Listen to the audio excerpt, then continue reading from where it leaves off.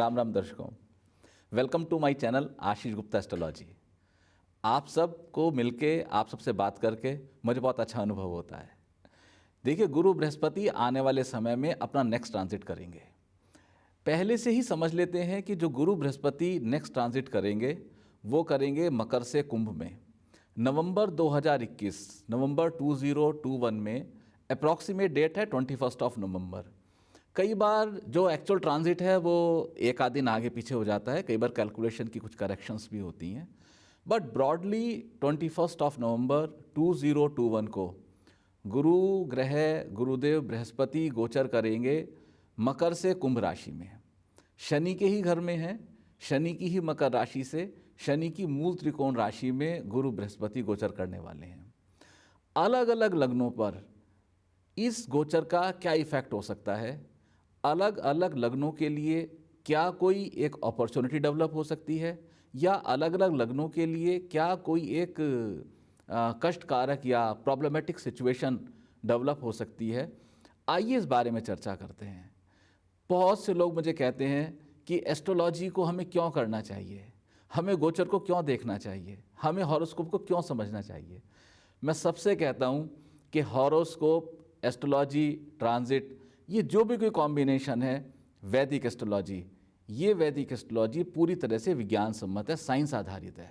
लेकिन दोस्तों, मुझे लगता है हम लोग एक चूक कर जाते हैं। हम चूक क्या करते हैं, हम एस्ट्रोलॉजी को फाइनल डेस्टिनेशन समझ के बैठ जाते हैं। हम किसी ज्योतिष के पास गए, उन्होंने जो हमें कहा हम उसको डायरेक्ट पकड़ के बैठ जाते हैं।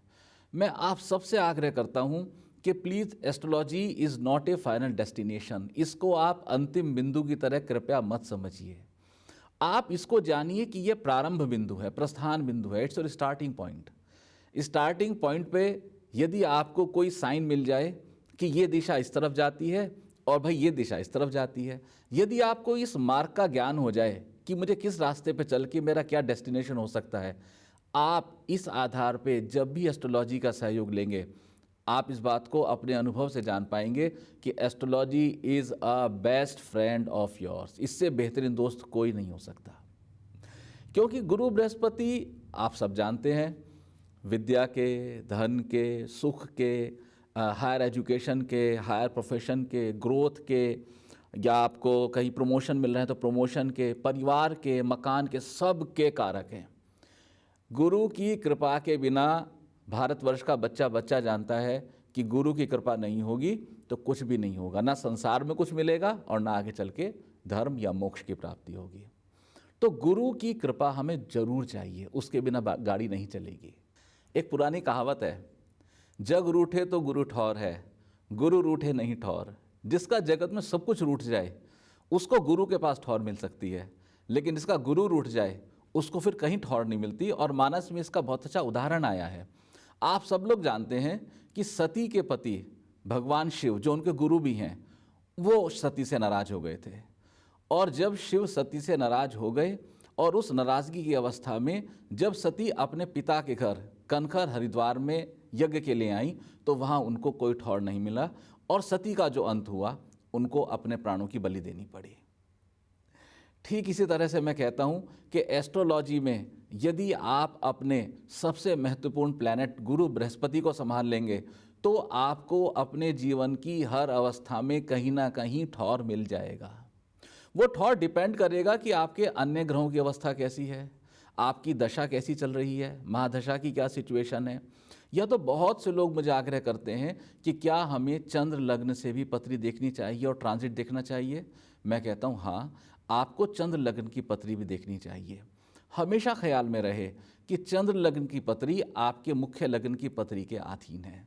चंद्र लग्न की पत्री से भी आपको पूरा का पूरा ट्रांजिट देखना चाहिए। मैं अपने इस वीडियो में आपको लग्न से ट्रांजिट बताऊंगा। दोस्तों, आपके जो लग्न है, लग्न आपको पता है, अपने हॉरोस्कोप में जो आपका फर्स्ट हाउस है उसमें जो नंबर है वो नंबर आपका लग्न है।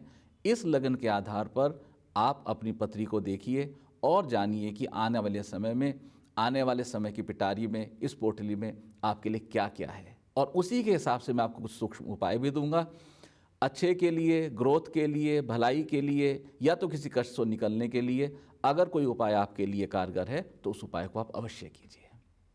आइए दोस्तों, इससे पहले आगे बढ़ें, मेरी आप सबसे रिक्वेस्ट है, एक तो धन्यवाद है कि आप सब मुझे इतना प्रेम करते हैं और मेरे चैनल को आपने इतना सब्सक्राइब किया है।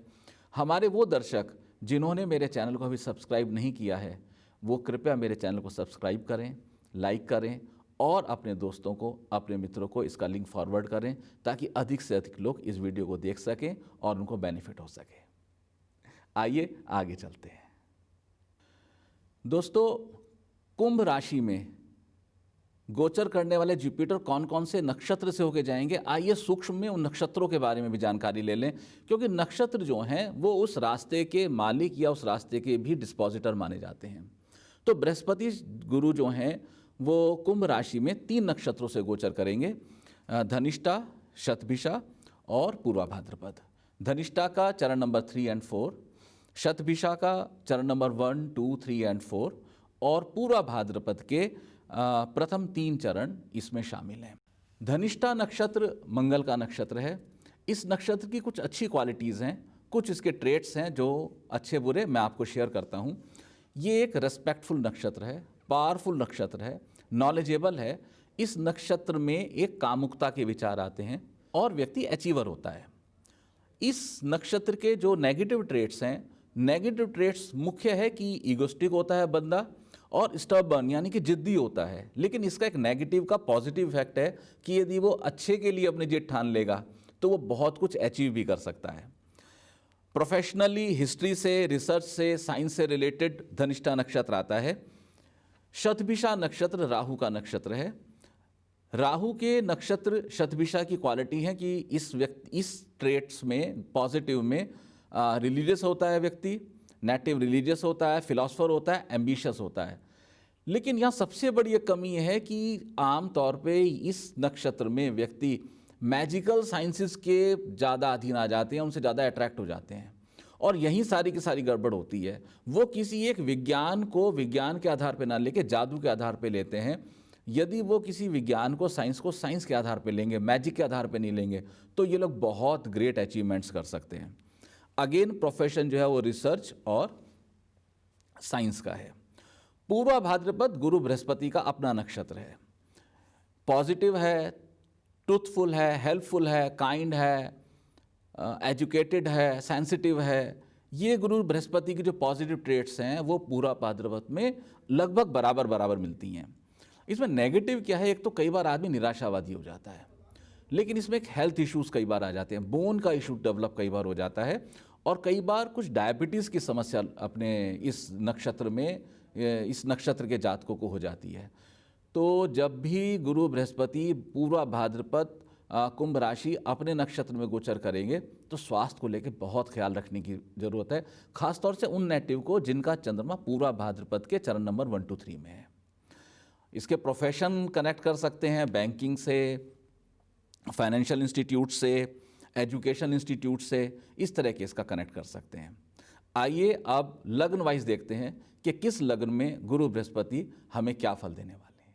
यदि आपके हॉरोस्कोप के हाउस नंबर 1 में न्यूमेरिक नंबर 5 लिखा है, 5 मीन्स सिंह, लियो इंग्लिश में बोलते हैं सिंह, तो यानी कि आपका लग्न लियो है। आपके लिए बृहस्पति बहुत शुभ ग्रह हैं, यद्यपि वो अष्टमेश भी हैं, लेकिन वो बहुत शुभ ग्रह हैं क्योंकि उनकी मूल त्रिकोण राशि पंचम में आती है। बृहस्पति का आपके सप्तम घर से गोचर हो रहा है। बृहस्पति आपके सप्तम घर से गोचर करते हुए आपके लगन को देख रहे हैं, आपके लाभ भाव को देख रहे हैं और आपके 3rd हाउस को देख रहे हैं। 3rd हाउस, लाभ भाव और लगन, इन पे गुरु बृहस्पति की पूर्ण दृष्टि डल रही है। यहाँ पर बृहस्पति अष्टमेश भी हैं, 8th लॉर्ड भी हैं। 8th लॉर्ड होके बृहस्पति जब लगन को देखेंगे तो कुछ ना कुछ आपको लाइफ में अड़चन या कष्ट आ सकता है और मूल त्रिकोण राशि उनकी पंचम में है, सैगिटेरियस पंचम में है। तो इसलिए इस सिचुएशन में यदि इस समय उनके घर में कोई ऐसी कॉम्बिनेशन आए कि किसी विल के थ्रू उनको बेनिफिट होना है या इन लॉज के थ्रू उनको बेनिफिट होना है, तो वो बेनिफिट होने के चांसेस बन सकते हैं। अगर वो अपने हायर एजुकेशन करना चाहते हैं उसके चांसेस बन सकते हैं। यदि वो प्रोफेशन में ग्रोथ की कुछ बात करना चाहते हैं तो वो चांसेस बन सकते हैं। गुरु बृहस्पति मोटे तौर पे उनको कुछ ना कुछ लाभ देने के मूड में हैं। और यहाँ पर बृहस्पति पंचमेश का सप्तम में आना एक बहुत अच्छा राजयोग का निर्माण कर रहा है। मैं समझता हूँ कि आपको बृहस्पति अष्टमेश हैं, तो इसलिए आपको एक मंत्र जाप करना चाहिए, ओम नमो भगवते वासुदेवाय। आप श्री कृष्ण भगवान, क्योंकि श्री कृष्णम वंदे जगत गुरुम, श्री कृष्ण जो है वो जगत गुरु हैं, तो आप श्री कृष्ण भगवान के इस मंत्र का जाप करें। बृहस्पति के अष्टमेश की जो ऑब्स्टेकल्स आ सकती हैं वो मध्यम पड़ जाएंगी, कम हो जाएंगी, और बृहस्पति के पंचमेश के रिजल्ट्स बहुत अच्छे आएंगे।